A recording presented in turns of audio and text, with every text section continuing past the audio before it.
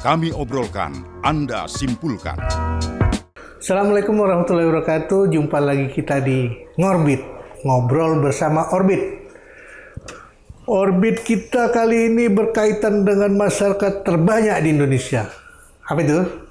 Petani.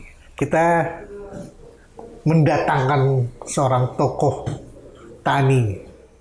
Kalau mungkin belum banyak yang tahu ya Bang? Ya, karena betul. kelompok ini baru ya Bang? Baru berdiri di bulan Februari lalu. Februari lalu. Apa nama kelompok Bang? Nama organisasinya namanya Ormas Tani Merdeka Indonesia. Tani Merdeka Indonesia. Selama ini tani kita nggak merdeka kayaknya Bang? Ya, artinya di tengah kondisi yang ada, perlu ada kolaborasi yang kuat. Oke. Ya, jadi kita ini bisa menguatkan sebuah rumpun yang ada khusus pertanian. Gitu. Jadi bukan hanya petani seperti yang dibayangkan selama ini? Ya, mungkin lebih pada keberpihakan. Keberpihakan. Yang kita Jadi kedepankan. nanti kita bisa mengajak mereka untuk membuat sebuah kebijakan yang berpihak kepada petani. Oh, mantap ya Bang. Bahkan lebih kita diharapkan sebagai aktivis intelijen, mana-mana pupuk langka, pupuk harus sampai ke masyarakat, bibit dan benih sampai ke masyarakat, memikirkan masalah yang ada, dan kita hadir untuk berkolaborasi dengan pemerintah. Jadi sama-sama. Memang hal itu selama ini mungkin nggak terjangkau ya Bang? Ya mungkin kadang koordinasi ini gampang diucapkan Bang, tapi ketika diimplementasi kalau nggak di bawah satu komando agak sulit. Makanya organisasi ini dibangun dalam satu rentang kendali komando. Jadi jelas ya? Ya.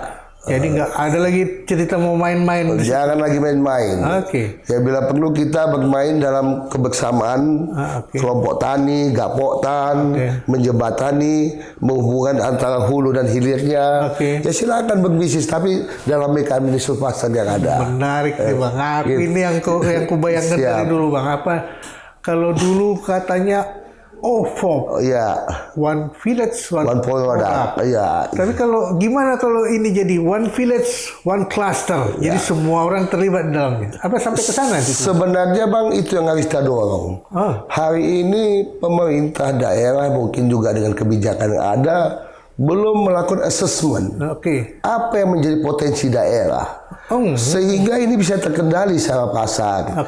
Contoh, cabai itu pada kawasan mana? Padi pada kawasan mana? Hortikultura pada kawasan mana? Sehingga produk itu bisa dikendalikan. Jadi kita ambil contoh loh Bang. Satu kecamatan di Ohio di Amerika bisa mengendalikan kentang sedunia. Menandakan apa? Ada kendali, ada keberpihakan gitu. Dia punya produk, kentang, dia punya kacang, dia punya jagung, bahkan sampai ke dia punya kapas pun sendiri. Nah itulah maka hari ini kebijakan nasional Pak Prabowo dengan swasembada pangan, kita juga bersama-sama dengan organisasi lain, ayo duduk. Paten juga ya, gayung bersambut betul ya ketika presiden kita pengen ini selesaikan. Dari komunikasi yang ada dengan Pak Wamentan selaku pendiri dan pembina, keinginan besar Pak Prabowo sangat kuat ketika bicara pangan dan pangan, bicara kesejahteraan petani. Makanya hari ini semua pihak baik TNI, Polri, juga pemangku pusat harus sama mindsetnya. Tinggal bagaimana kita biasalah pejabat daerah kita dorong. Bagaimana menyepakati ini Bang. Aku pikir agak ironis kita nih Bang. Kenapa? Dulu Pelita 1, 2, 3 itu kita masih dikenal negara agraris. Betul. Terus dan itu dibuktikan sampai tahun 85 kita masih terus memiliki ketahanan pangan yang kuat. Ketahanan pangan. Berhasil dapat ketahanan pangan. Sekarang beras impor. Nah ini karena lemahnya otorisasi Bang. Dulu waktu zaman katakanlah Pak Presiden Soeharto dulu, semua camat, kepala desa ada tanggung jawab di pangan. Sehingga masa tanam, masa semai, semua disatukan dalam emosional. Jadi baik Dan Ramil, Dandim, semuanya punya tanggung jawab. Artinya menandakan bahwa pangan itu penting. Karena di sini juga Jujur, banyak juga yang bermain. Ya, Ada betul, pupuk betul. ilegal, ada pupuk palsu, ada subsidi jadi karung segala macam. Nah ini harus kita kelola bersama, mengamatinya. Kita awasi lini itu ya. Kebocoran, makanya kami juga buat pos pengaduan bang, berjenjang. Dari mulai pos desa, pos kecamatan, kabupaten kota. Yang lainnya kita sampaikan. Ini nggak model-model kayak dulu KUD, apa segala macam yang zaman dulu nih. Ya, sebenarnya kalau apresiasi badan usaha kan boleh-boleh aja. Cuman kan kita hadir menjadi mitra daripada petani dan kelompok tani. Makanya program ini dibangun di tingkat desa dan tingkat kecamatan, wajib petani yang pegang ini. Karena mereka yang paham kebutuhannya. Jangan jadi pejabat-pejabat, tapi kalau di tingkat kota, kabupaten, karena bicara kebijakan, kita butuh orang yang memiliki pemahaman yang kuat. Jangan pula di tempat pertanian palawija di situ pula ternak dibikin ya, dimakan pula. Memang betul ya. Jadi kira-kira bang, target di desa apa saja? Nah, sebenarnya kita mau dan kita bersama mengharapi ketika ini menjadi program pemerintah, penguatan pangan, penguatan oplah, juga masalah ketahanan pangan di wilayah, ini menjadi basis yang kuat di desa sebagai lumbung-lumbung pangan di desa. Makanya di situ harus hadir para petani, para pejabat yang sama-sama memperhatikan kesejahteraan petani. Kita hanya mitra. Walaupun nanti kita terlibat dalam pos pangan, mungkin sebagai inspirasi dan mengawasi jalannya organisasi. Jadi lebih banyak memberikan pengetahuan dan masyarakat kepada mereka ya. Dan hal ini juga kemarin kita bersyukur mungkin ke depan para penyuluh ini akan ditarik ke kementerian. Selama ini kan otonomi daerah itu kembali ke daerah. Ya mungkin kendalinya agak terjadi hambatan. Dengan nanti penyuluh berada dalam satu lain, itu lebih memudahkan peningkatan kapasitas, laporan, pengendalian, koordinasi. Kita pikir lebih mudah. Komunikasinya langsung. Nggak ada lagi yang ke daerah. Gaji pun langsung. Nggak bisa gaji langsung. Itu yang mantap itu. Dan mungkin kesejahteraan harus disesuaikan. Iya. Soalnya kan nggak jarang sih permasalahan kita berkaitan dengan hal itu juga. Dengan adanya kendali dan struktur yang jelas dari pusat ke bawah, penyuluh ya jadi penyuluh lagi mencari duit. Lupa dia kalau dia itu adalah bagian daripada penguat pangan. Karena dia menjadi aparatur daerah. Betul. Dengan jadi pengendali pusat mungkin lebih mudah mengawasinya, mengorganisasikan secara ini. Dan kalau ada pertemuan di satu tempat cepat diketahui ya. Yang kedua, kalau kita bicara pangan ini kan hari ini pemerintah membuka seluas-luasnya bang, baik untuk para petani melalui kelompok tani dan kapoktan, ada juga program masalah petani milenial yang hari ini pemerintah berharap munculnya kader-kader anak muda yang mau kembali kepada basis tani. Karena lupa kita dulu bang, kita ini anak petani juga jadi jenderal, jadi ini. Bang, aku dulu pernah ngobrol sama kawan di Singapura. Kenapa pertanian atau perkebunan kita itu tidak relatif kalau dibilang gagal tidak, stagnan. Tapi stagnan. Kenapa? Anaknya disekolahkan, Pak. Jadi kan? Di wisuda nggak mau pulang. Siapa yang mau ngerjain gitu? Akhirnya terjual atau dikumpulkan oleh perusahaan, dijadikan plasma nggak tahu mau jadi apa nggak tahu. Sampai ke sana kah kita akan memikirkannya bang? Saya pikir harus sampai ke sana bang, karena hari ini kadang-kadang anak muda juga harus diberikan pemahaman dan sebuah komparasi. Makanya kan hari ini pola edukasi, pola sosialisasi, termasuk pola pengendalian, kita coba membuat SOP yang menjadi kendali bersama dan bekerja sama dengan pemerintah daerah. Karena kata kunci di pertanian ini adalah bagaimana lahan dikelola. CPCL. Kalau udah CPL-nya kuat, penguatan alat dilakukan, ada SDM yang disiapkan, kerjasama semua pihak. Saya pikir untuk mencapai suasana bukan nggak mungkin bang. Iya, masuk akalku bang. Kalau kayak aku lah, kalau aku anak petani, tentu aku tahu ada betul. Kan? Dan ketika aku lulus sekolah, malas balik ke kampung. Aku nggak balik ke kampung, kayaknya kerugiannya nggak sedikit gitu. Padahal ketika mensekolahkan kita tuh ada jual ternak, ada jual sawah, segala macam dari jadi modal gitu. Artinya Sebenarnya dari pertaniannya bisa menghasilkan SDM. Nah, itu yang ku bilang Bang. Karena kalau kita lihat generasi muda malas pulang kampung karena aku di kampung mau ngapain? Coba katanya. Nah, kan industri di sana nggak ada yang berkembang, ya kan? Terus aku harus suruh nyangkul. Buat apa dulu jual kebun, jual ternak? Capek-capek kuliah gitu istilahnya. Dia lebih suka di luar. Apa ada kita program yang lebih konkret ya? Konkret. Nah, pemerintah hari ini kan lagi memapping generasi muda kita khusus di bidang tani yang nantinya akan diberikan gaji standar 10 juta, Bang. Aku mau jadilah Bang. Nah, aku malu juga karena itu juga sebuah peluang. Ya, mungkin dengan catatan punya lahan. Namanya brigade tani.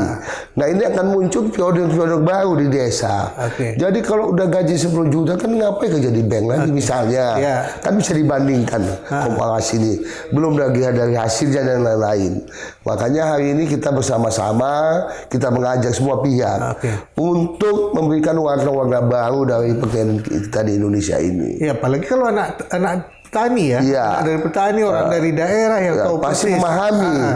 Dan kalau dia bangun bisnis pun dia tahu bisnis apa yang mau dibangun. Saya pikir pasti memahami lah, karena budaya itu sudah melekat di kehidupannya. Ya kayak misalnya Bang ya, masa anak petani sawit kita suruh buka heller? Kan nggak mungkin. Nggak mungkin. Pasti dia punya, aku mau buka kayak yang dibikin orang di luar sana.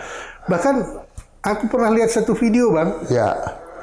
Anak perempuan metik satu tandan buah segar, diketoknya di rumah sendiri jadi lipstik. Ya, banyak inovasi dilahirkan dari bahan-bahan yang ada. Dari bahan yang ada, inovasi sampai ke situ akan dipikirkan oleh kalau kalian tadi ini. Kalau kita bilang bicara masalah pangan kan sangat terkait dengan kebun. Hortikultura ini kan banyak kali jenis Bang. Ada tanaman obat, tanaman buah-buahan, sayur yang segala macam jenisnya. Bukan hanya padi juga utamanya, tapi kan sangat terkait dengan peternakan.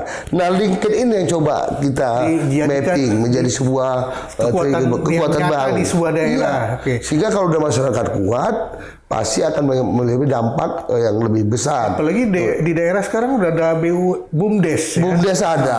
Apalagi bentar lagi desa mau dapat anggaran 5 miliar. Nah, kalau nggak di mapping, sayang. Iya. Ya kan bisa jadi modal dasar bagi petani dan juga anak-anak muda di kawasan. Pulang kampung lah Bang. Sebenarnya itu Bang, tinggal bagaimana kebijakan yang kita dorong. Harus ditekankan pada sektor pertanian dan peternakan. Sehingga nggak perlu lagi orang urbanisasi ya. Nggak perlu Bang. Jadi kok udah dikasih lembu 5, kasih kawah 1, pasti sudah ini penguatannya ada. Jadi lebus pupuk pun udah ada dana BUMDes. Nah, maka hari ini di tingkat Kementerian Ketahanan Pangan secara nasional kan melibatkan semua pihak. Nah, di tingkat lokal juga harus seperti itu, sehingga menjadi saling menguatkan. Bentuk badan usaha yang sehat, koperasi, badan usaha desa, UBJA, ada petani berorganisasi secara kelompok. Dan jadi peradaban itu kita kembalikan Bang. Betul Bang. Bagi-bagi kita yang itu kan peradaban Bang. Budaya. Kembali kita kepada hal yang lebih normal. Iya, yang normatif. Masyarakat rembuk, kerjasama kan gitu. Guyup itu kan ciri khas masyarakat desa. Nah, kita coba hakikat itu kita coba. Ini ciri khas masyarakat desa ditambah dengan influence dari luar. Wah, luar biasa sebenarnya. Sehingga mereka bisa, aku sekarang mau tanaman organik misalnya. Yang nilai tambahnya lebih tinggi atau segala macam. Banyak hal yang bisa terjadi. Bisa terjadi karena banyak inovasi dan kreasi, dan kita yakin di tingkat desa pun banyak yang formulator yang bisa menghasilkan pupuk. Karena dulu orang tua kita nggak punya pupuk bertanam juga ya. Nggak usah jauh-jauh gitu. Cerita Bang. Aku mau ke ini aja lah, ke Pantai Labu lah. Aku tengok Mak Jang ada mesin kayak gini gitu. Ya nggak terbayang aku. Heller bisa keliling dengan dukungan teknologi, mekanisasi. Bahkan dibikin di lokal, di masyarakat sendiri. Itu kan harus kita kembangkan kearifan seperti itu, sehingga menjadi penguat bersama dalam menjaga ketahanan pangan bersama. Bahkan di daerah yang punya produksi produk-produk asli dia bisa mengembangkan sendiri atau gimana gitu ya. Makanya kehadiran kita pun sebagai ormas lebih kepada membangun kolaborasi dengan pemerintah daerah, bermitra dengan entitas yang ada, stakeholder yang ada, duduk bareng. Makanya kita punya program pengorganisasian di masyarakat, biarlah masyarakat berorganisasi. Kita hanya menjemput kebijakan, menerobos kebijakan, sehingga ini menjadi hal yang menjadi modal kita kembali pada hakikat dasar pertanian. Jadi nggak ada lagi kebijakan yang salah, yang seharusnya ini diterapkan di desa atau kampung ini, malah diterapkan di. Ya, contohlah hari ini masalah menanam aja kan harus ada kesepakatan. Kalau dulu kan ada kebijakan menanam harus sama bulan X, sehingga nanti kendali hamanya pun sama. Tapi kalau menanamnya udah nggak sama, di sini tanam, di sini nggak wereng. Makanya manajemen itu kan harus ada pemahaman sama. Yang kedua kita mendorong balai-balai yang ada. Di Sumur ini ada 7 balai. Baik balai bibit segala macam, ciptakan yang baik-baik untuk masyarakat. Betul. Ngapain ahli-ahli ini nggak bekerja? Mulai dari padi, benih ada, sampai ke sawit, semua ada balainya. Karet, betul. Nah, itulah yang kita dorong, bagaimana bisa menciptakan hal-hal yang terbaik untuk bantuan kepada petani. Betul. Dan nggak itu aja. Hari ini Kementerian Pertanian lagi giat-giatnya mengembangkan investasi bagi untuk komoditi tertentu, ini bahan ekspor segala macam, itu kan membuat peluang baru dari sistem ekonomi kita yang ada. Jangan impor aja kita. Jangan impor aja. Kalau bisa udahlah, beras ini pun 10 tahun ke depan udah menjadi sebuah urusan yang bisa distandarisasi. Kalau yang pernah ku dapat kayak Sumut, apa perlu kita impor beras? Karena data yang ku tengok, kita surplus. Sebenarnya kalau bisa di mapping dari luas yang ada, ditambah juga ada lahan-lahan tidur yang bisa dioptimalkan, ditambah juga ada pihak-pihak yang peduli, ini nggak ada alasan nggak jadi lumbung pangan untuk Sumatera Utara. Betul. Nah, kurasa emang udah waktunya juga sekarang pola pikir petani itu, kalian masuki hal-hal yang baru, yang fundamental, yang tidak mengubah hidup dia. Ya, makanya kan kita coba mengkomparasikan semua program, baik masalah program desa satelit, desa wisata, penguatan kawasan lingkungan. Ini harus ada memikirkannya, Bang. Sehingga masyarakat itu bisa terpola dengan modernisasi, informasi yang aktual. Walaupun dimodernisasi sehingga produknya punya nilai tambah, mereka juga punya dapat keuntungan di dalamnya. Betul. Bahkan kalau kita lihat di Cina lah, pengalaman kita dari belajar, rumah-rumah mewah itu ada di antara sawah. Bisa dinikmati. Nah, itu tinggal bagaimana manajemen perumahan dengan tata kelola sawah bisa terintegrasi. Aku pernah lihat satu video di Jepang. Petaninya orang Indonesia. Bisa dapat hasil yang luar biasa. Nah, kalau itu dikolaborasikan ilmunya ke masyarakat kita, tentu nggak mungkin ya kan, Bang, bisa meningkat. Makanya hari ini perlulah membangun kolaborasi yang kuat dengan semua pihak sehingga pemahaman dalam kendaraan pangan bisa terorganisir. Yang kedua, pemerintah daerah harus berani, macam Bapak katakan, membuat zona, ini sawit, ini kakao, ini. Jadi masyarakat itu sudah terbiasa dengan klaster tadi. Yang celak-celak gitu ya. Karena itu kebutuhan ekspor semua kan di situ. Sebetulnya kalau dipikir-pikir yang Abang bilang itu masuk akal. Kenapa? Nggak semua tempat punya kemampuan yang kan ada potensi daerah namanya. Jadi belum tentu di Sergei itu sama cocok untuk sawit. Dan belum tentu pula di Toba, karena ada masalah lahan, masalah udara, ketinggian, kan mempengaruhi semua. Salah satu juga yang kami hari ini keluhan yang nggak tahu juga hari ini belum bisa kita pecahkan, masalah lalat buah, Bang. Lalat buah itu jeruk kita rusak semua di Tanah Karo. Hamanya cuma satu namanya lalat buah, tapi belum ada obatnya. Maksud saya, ini kan tinggal peneliti menemukan sebuah konsep, nggak bisa kita belajar duplikasi yang baik. Itu dari segi dari sisi tantangan. Tapi yang ada satu yang kurasa itu juga akan menjadi pemikiran dari Tani Merdeka ini untuk menjaga pasca panen. kan selalu nih Bang, kita tengok habis produksi gimana hasilnya. Ketika panen cabai meledak-meletup, harga jendok. Terus petani nggak mau panen atau mungkin perlu nggak di sentra-sentra tertentu atau di klaster tertentu itu malah kalian pikirkan perlu sebuah pabrik pengolahan cabai di situ? Saya pikir Bang itu harus kita dorong.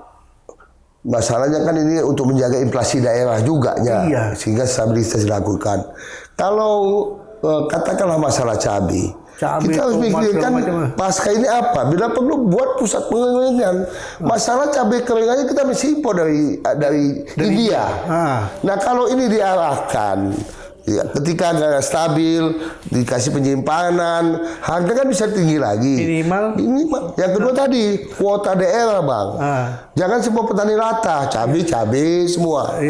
Harus diberikan kepastian. Bila perlu ada harga. Disesuaikan dengan kondisi daerah. Berarti kan? Karena kalau kita bicara cabai, modalnya kan cuma 7.000 satu pohon Bang. Kalau pemerintah ngasih harga 25.000 aja, kan nggak ada alasan cabai itu nggak hidup. Jangan nanti lonjak 50, 20, 12 itu kan ada manajemen pasca panen. Pasca panen. Itu masuk dalam salah satu yang kita diskusikan di tingkat kementerian. Peran-peran pasarnya akan diambil alih oleh Kementerian Pertanian. Bulog juga akan dilakukan upaya pengendalian fungsinya. Dikembalikan kayak dulu lagi. Bahan-bahan ada juga, termasuk juga ke depan ada namanya Agrinas yang menangani pola-pola demplot dan masalah food estate juga harus terkendali secara sistem. Kurasa kalau demplot dari zaman dulu, orang kita udah jago kali bikin demplot. Tapi benar-benar dihargai. Kalau nanti pemerintah memberikan pangan, petani harus menyiapkan bahan-bahannya. Makanya kan dibentuk kelompok-kelompok afiliasi yang bisa mendampingi petani. Dan itu sama nggak dengan food estate itu nanti? Sebenarnya ada perbedaan. Kalau food estate kan kita bicara sebuah kawasan dikelola dengan untuk peningkatan pendapatan petani dan masyarakat. Nah kalau pangan ini kan berkaitan dengan program bergizi yang nantinya anak SD, SMP, ibu hamil akan diberikan makan. Artinya ketika dimakan kan butuh bahan. Ada ternak, ada pakan, ada padi dan lain-lain. Nah kalau daerah bisa memetakan berapa jumlah dipakan, kan bisa di-manage dari awal. Cabenya berapa, bawangnya berapa, sayurnya apa. Karena speknya kan sudah ada. Ada hitungan. Tinggal bagaimana memanage pola tanamnya. Kalau pupuk sudah dibantu, benih sudah dibantu. Jadi nggak perlu setiap daerah punya food estate. Nggak perlu, tinggal melihat kebutuhan peluang pasar yang ada aja. Tapi clustering produk diperlukan di sini sehingga tidak lata semua. Itulah perlu adanya pendampingan, pemahaman, pengetahuan. Betul kayak di Amerika Bang pikir ya. Harusnya seperti itu. Ada cotton field. Bang. Jadi betapa indahnya dinamika kehidupan kalau semua bisa menikmati. Nah itulah makna daulat pangan ini. Tapi itu kan kalau kita tengok ke Amerika balik dengan kekuatan modal Bang. Apa petani kita sanggup bersatu dengan modal yang dia punya? Nah sebenarnya dengan hari ini kan kita bersyukur hari ini kebijakan petani masalah utang sudah dihapuskan semua. Itu kan mulai dari zero nih, bangkit awal. Di sini ada bank, di sana ada koperasi yang juga memberikan kekuatan modal. Di sana ada BUMDes, di sana ada kekuatan investasi. Kan tinggal manajemennya Bang, perlakuannya seperti apa. Tapi sayang kan baru 2 bulan Bang. Tapi kan optimisme kita munculkan secara bersama. 2 bulan itu apa yang paling dominan yang Abang lihat dalam 2 bulan kemudian? Yang kami lihat hari ini adanya pemahaman bersama tentang kebutuhan dasar daripada petani yang kita kenal dengan CPCL. Karena kebutuhan itu kan menyangkut pupuk bibit hanya bisa disusun melalui CPCL. Yang kedua adanya kebijakan yang diberikan kepada masyarakat, baik masyarakat yang berusaha di pertanian maupun sektor peternakan. Salah satunya ini kita sudah MOU dengan PLN masalah pengembangan hutan-hutan sosial dan tanah yang tidak produktif. Yang nanti akan ditanam dengan tanaman kaliandra dan gamal, yang nanti juga menjadi bahan pokok untuk biomasa dan daunnya bisa jadi makanan ternak. Karena untuk kebutuhan susu aja Indonesia masih impor. Kupikir tadi cuman ke petani urusan yang pangan itu. Pangan kan holistik, Bang. Ternyata sampai ke hutan sosial. Iya, hutan sosial. Bahkan ada program PSR untuk masalah kebun sawit dan masalah karet. Nah, ini kan menjadi juga perbincangan antara menjadi peningkatan kapasitas masyarakat. Tinggal tadi segmen-segmen klasternya aja diperkuat. Itu kalau dipikir-pikir dari zaman lah kita bilang bahwa kita udah punya potensi yang sudah ada, zaman Bang. itu. Cuman bagaimana petani ini nggak latah, petani ini mesti militansinya kuat, kan kepercayaan hari ini. Maka kita harapkan hari ini pemerintah harus hadir. Tapi cuman lah dia nggak latah, Bang. Dia punya lahan 2 hektar. Dia lihat saudara di sana kalau mainnya bagus. Kalau aku tanam sawit, sebulan segitu aku dapat. Kan latah dia ikut tanam sawit. Dia tanam begitu, dia tanam sawit karena track dia. Macam begini ya sawit katanya. Nah, hal-hal seperti itu ada ke pusat-pusat informasi sehingga yang kita bilang tadi klaster itu pasti ada. Gitu. Bahwa di sini nggak cocok loh untuk sawit gitu. Nah, harusnya ini kan peran-peran yang dilakukan secara bersama, baik melibatkan fungsi kedinasan, fungsi-fungsi yang terkait dengan penelitian segala macam, ini harus ada sehingga nantinya daya tahan petani itu kuat, menjaga stabilitas. Ini kan jangan pindah ke lain hati, ini pindah ke lain hati ini, Bang. Ini yang masalah memang, Bang. Kalau udah pindah ke lain hati itu berat. Tapi karena tadi jaminannya nggak ada, tapi harus ada lembaga yang menjamin pasar. Betul, itu yang utama. Yang utama. Kalau pasarnya sudah dijamin, harganya sudah bisa ditentukan. Aku ingat dulu sawit ini punya KPB, pemasaran bersama segala macam. Terus coklat ada tempat lelang segala macam. Nah, tapi ada satu hal yang terkadang kajian-kajian tertentu tidak dibagikan kepada petani sehingga mereka tidak dapat daripada aku nanam ini gitu. Contoh, Bang, ya, ada satu kajian yang pernah aku tengok kawan nih cerita-cerita. Aku daripada nanam sawit, aku 1 hektar katanya. Bagus aku tanam kangkung 1 hektar itu. Sampai dia bilang, loh kok kau bisa bilang itu? Dihitung kan ya? Itu pekalian-pekaliannya. Ternyata memang lebih besar gitu. Nah, yang berikan itu ada nggak kira-kira nanti dari Tani Merdeka ini? Makanya kami ke depan akan membangun namanya literasi, Bang. Pusat literasi ini mungkin bisa melalui sistem media online segala macam, tanaman jagung, pasarnya, panili segala macam. Kita kasih pilihan-pilihan masyarakat dengan analisis pasar, sehingga literasi ini menjadi bagian edukasi yang kita berikan kepada masyarakat. Dan kader-kader muda milenial ini harus kita tata ulang menjadi mitra-mitra masyarakat tani, baik melalui program pemerintah maupun penguatan yang dihasilkan. Tapi serius, Bang, emang pemerintah harus serius untuk pemerintah harus hadir. Soalnya gini, Bang, kayak tadi kawanku tadi yang bilang kangkung itu, dia cerita cuma kangkung, dia cerita. Kenapa aku tanam kangkung? Tapi aku jaga standarku, barangku bisa masuk Singapura.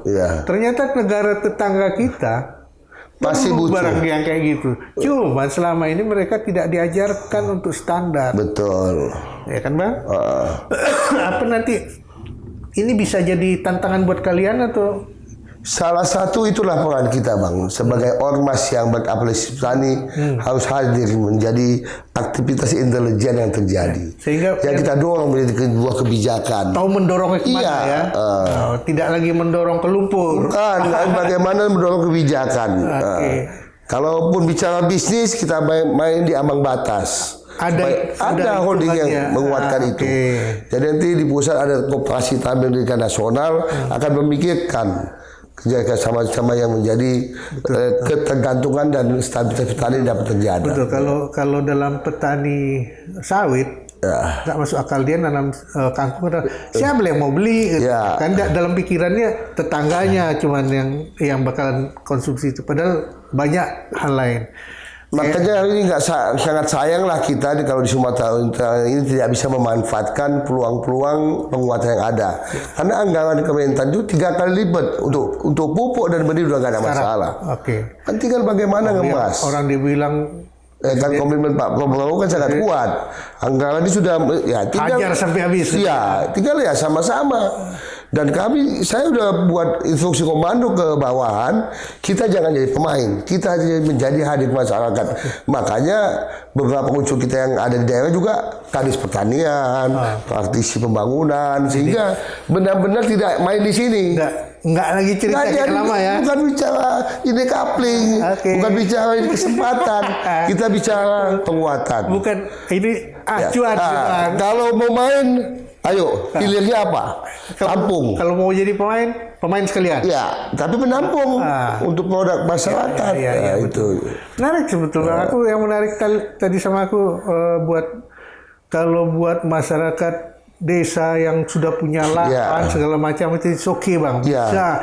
Ini kalau yang buruh tani ini yang kasihan kita bang. Kalau ada dia bisa bergabung untuk hutan sosial lain. Ya sudah jujur hari ini kan masalah tanah ini kan juga menjadi hal-hal yang menjadi kita petakan untuk mendorong perluasan lahan sehingga petani itu nggak lagi menjadi buruh tani.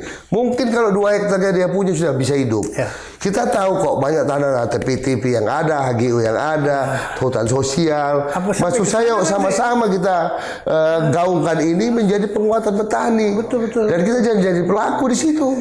Jadi ada gambaran kira-kira kayak HGU itu memang harus ditata dan kalau nggak sanggup lagi balikkan ke pemerintah. Sebenarnya kan diharapkan pemerintah dan Pak Prabowo seperti itu. Mana lahan tidur yang ada tidak bermanfaatkan, manfaatkan. Kita punya bank tanah, mana yang nggak ada, manfaatkan sehingga petani itu kembali pada hakikatnya. Ada hutan sosial, jangan pula yang ambil yang besar-besar, kasih yang kecil-kecil. Nah, kalau kalian bantu modalnya. Jadi interaksi ini yang kita butuhkan. Jadi supportnya support positif. Bukan positif buat dia. Kalau positif buat dia, sekarang ini lah itu kejadian. Ya kalau mau investasi silakan ternak, kita mesti butuh susu yang banyak, kita mesti butuh pangan yang masalah yang berkaitan dengan pangan bergizi silakan. Menarik itu bang. Kita bisa jadi pengumpul, pemasok, supplier. Karena kalau pangan ini pun terjadi kan butuh supply nih. Supply di mana kan pasti ada. Ya kita sebagai pengumpul harga distandarkan masukkan kepada pola-pola bisnis yang ada. Betul. Yang menjadi siklus yang. Aku sempat melihat satu daerah, kalau nggak salah daerah perkebunan nanas. Ya kan? Nanas ini diekspor. Konsentratnya, ampasnya mau diapain? Kerjasama rupanya peternak lembu. Rupanya peningkat. Yang jadi bahan pangan lagi. Iya betul. Saya kemarin kedatangan tamu inspektor dari Cina. Artinya mereka coba memetakan fungsi-fungsi bisnis turunan. Contoh, kita tinjau pabrik tapioka. Selama ini kan kulitnya dibuang-buang aja nih Pak. Rupanya di Cina sudah diolah. Menjadi ya boleh sebagai arak, obat. Tapi ini menjadi bagian daripada industri turunannya. Bicara tani, mekanisasi mesin segala macam, kita coba juga ke dalam. Menarik di Mahkamah karena udah ngomong masalah singkong tadi. Aku juga pernah lihat satu video. Jika selama ini masyarakat Indonesia tidak dihargai talentanya, waktu itu di video itu dia bilang dia bikin alat pemadam api ringan, apar, cuman dari kulit singkong. Betul. Ya kan? Dan itu lebih efektif daripada. Nah, apa pemerintah akan turun tangan untuk hal-hal seperti itu sehingga talenta-talenta yang ini harus naik. Karena bisa kalian support yang hal seperti itu. Sebenarnya itu harus kita kolaborasi dengan semua pihak, melahirkan teknologi, menciptakan inovasi baru, membuat turunan industri. Macam saya bilang tadi, rupanya kulit singkong itu arak paling mahal di Cina. Kulitnya. Iya, karena tadi abang bilang ada gas tadi segala macam, bisa mengeluarkan 50%. Ya, kan tadi konsumsi bukan kita bang, mau ke Cina silakan. Tapi bahannya kan ada di Indonesia. Dan itu tetap petani punya. Produknya. Bisa dibikin di sini, punya nilai tambah. Pemanfaatnya silakan menjadi bahan kompetitor. Makanya Pak Wamen kemarin sudah hunting ke semua daerah untuk mencari peluang-peluang ekspor dari petani. Bahkan hari ini kan diberi kesempatan, kita kan banyak pilihan kalau bertani hari ini. Kemarin juga salah satunya di Tanah Karo, kita lihat di Cina itu stroberinya udah sebesar gini bang. Udah sebesar jeruk. Ya kan, jadi kan tinggal sebenarnya kenapa orang bisa kita nggak bisa? Ya. Coba kita apalah komparasi pemahaman lah. Menarik kalau dulu ada petani kita dari Tanah Karo yang bisa ekspor ubi. Yang belakangan ternyata kalah pasar segala macam, ini bisa jeruk Tanah Karo aja pun sudah mulai habis bang, pindah ke Simalungun orang bertanam karena tanahnya sudah terjadi penjajahan secara kimia. Maka dibutuhkan juga inovasi untuk organik segala macam. Dan itu akan jadi kajian dari kawan-kawan dari kita kan sifatnya mendorong sebagai organisasi, makanya kan hari ini pusat-pusat penelitian, akademisi, ayo tampil, sama-sama kita duduk mencari solusi yang ada. Ini loh masalah. Ini loh masalah. Tapi kan harus ada yang membawakan. Istilahnya tadi mereka ada tukang bawanya lah ini. Jadi kalau ada buruh tani banyak di sini, ini loh lahan kamu input tani, mana lahan kosong, sama yuk dengan petani, kerjasama. Jadi jelas ya. Jelas. Nah, jadi kita sebagai lembaga mediasi, lembaga advokasi bagi petani, lembaga informasi bagi petani. Karena kalau selama ini kan kelompok tani dengan mereka, dan dengan penyuluh-penyuluhnya yang cuman parsial kalau nggak tahu gimana-gimananya itu, bagus lah ada. Tapi hasilnya belum kita lihat maksimal. Dan yang abang bicarakan tadi, bahkan penyuluhnya pun akan terkoordinasi secara nasional. Sehingga tidak ada lagi hal yang tumpang tindih di setiap daerah untuk hal yang tidak perlu gitu kan. Dan pembiayaan yang mubazir. Maka kan kami tingkat provinsi mengajak semua asosiasi yang ada, baik perhutani, penyuluh, tadi Merdeka, HKTI, ayo dulu bersama. Kita berikan masukan pada pemerintah, akademisi. Ini fakta yang ada di sini. Hari ini. Bukan menjadi kompetisi yang ada, tapi menyatukan kesepakatan. Ini fakta di sini, yang di sana fakta begini. Jadi kita isi yang di sana dengan kelebihan kita di sini, yang kita kurang pun akan diisi. Kan pasti kebijakan daerah kan pasti ada. Cara contoh mungkin nanti ada 30% pupuk organik, kebijakan daerah yang mana. Ya kita kawal bersama supaya update ke masyarakat. Menarik lah. Kita daerah yang di Katulistiwa, kita dua kemungkinan musim. Yang sangat efektif. Ketika hujan di atas, di bawah bisa tanam. Ya kan? Ketika di bawah hujan, di atas bisa tanam. Menarik itu bang. Karena hari ini pun kalau kita lihat dari video lah bang, di Cina itu malah rawa-rawa sudah jadi pertanian. Kenapa tidak? Di atas sudah jadi pertanian. Jangankan di Cina bang bilang. Kalau kita lihat di video, itu gurun pasir pun bisa masa kita yang Gemahri, Palojinari, Agraris udah terkenal semua dari dulu. Kondisi alam yang subur. Semua kita punya. Nenek moyangku pelaut, petani, agraris, udah semua kita kumpul ini bahan dasar. Tapi masalah ini tidak pernah kita jadikan sebuah kajian yang holistik. Tapi kok sistem harus hidup bersama. Ya itu kemampuan berkembang. Vietnam juga dari pertanian juga akhirnya menjadi kekuatannya. Laut juga jadi bagian juga. Kita juga membina nelayan. Nah ini kan juga bagian yang perlu diadvokasi, perlu penguatan infrastruktur, harus ada TPI, pasar nelayan dan segala macam. Kita coba juga menghimpun menjadi kekuatan-kekuatan yang ada. Dan ketika mereka punya produksi berlebih, ada solusinya. Artinya kita hari ini bukan hanya sebagai lembaga yang hadir tidak punya tujuan, tapi sebagai komando mitra pemerintah. Jadi pemerintah kita ajak bersama untuk menyatukan pemahaman ini. Menarik bang, kalau kita cerita ini sampai besok pagi nggak bisa habis bang karena bicara hajat. Tapi kurasa kita mulailah pembicaraan ini sekarang. Siap. Ya sehingga masyarakat di rumah, masyarakat di desa akan terbiasa dengan apa yang menjadi yang baru yang akan datang.